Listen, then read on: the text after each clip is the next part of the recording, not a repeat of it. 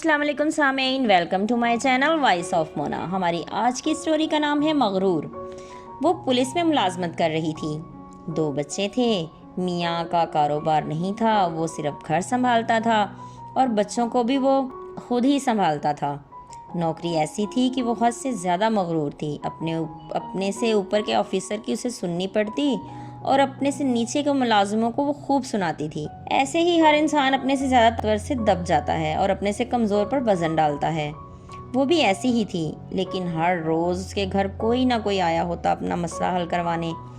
وہ بھی لوگوں کے کام کرتی تھی، کافی ساری پراپرٹی خرید چکی تھی، گھر میں ہر سہولت تھی۔ وہ کبھی چھٹی نہیں کرتی تھی، لوگ ڈرتے تھے اس سے اور وہ بڑے رعب اور دبدبے والی تھی۔ کسی کی جرأت نہ ہوتی اس سے بات کرنے کی، لیکن اپنی ذاتی زندگی سے وہ بہت پریشان تھی۔ اس کے والدین کے گھر میں بھی پریشانیاں تھیں۔ وہ ماں کا گھر بھی سنبھالتی تھی، بہنوں کی شادیاں، بھائیوں کا کاروبار، سب کی ذمہ داری اسی پہ تھی۔ وہ سب کچھ سنبھالے ہوئے تھی، ہر مشکل کا اکیلی مقابلہ کرتی۔ لوگ اسے مغرور سمجھتے، لیکن وہ ایسی نہیں تھی۔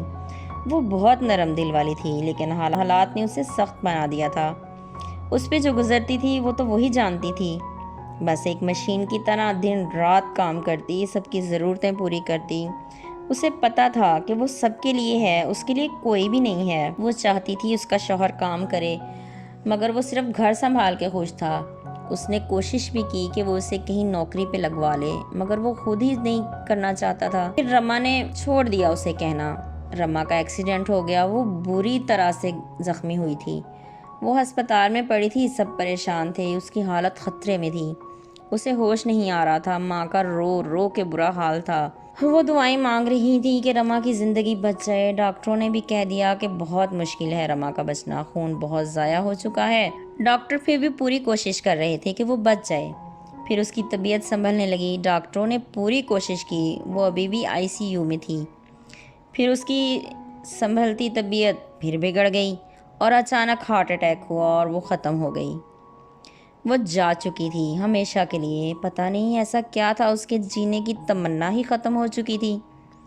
ایسا کیا تھا جو اس کا دل ہی بند ہو گیا۔ ہر انسان بہت سے دکھ چھپائے ہوئے ہے، کسی کو کسی کی پرواہ نہیں، ہر کوئی اپنی ضرورتوں کے پیچھے ہے، کسی کو کسی کا احساس نہیں ہے۔ وہ جا چکی ہے اور سب رو رہے ہیں، شاید یہ سوچ کر کہ اب ان کی ضرورتیں کون پوری کرے گا، مگر ضرورتیں تو اللہ کے ہاتھ ہیں اور وہی پوری کرتا ہے۔ انسان تو صرف وسیلہ ہوتا ہے۔ جیتے رہیے، خوش رہیے۔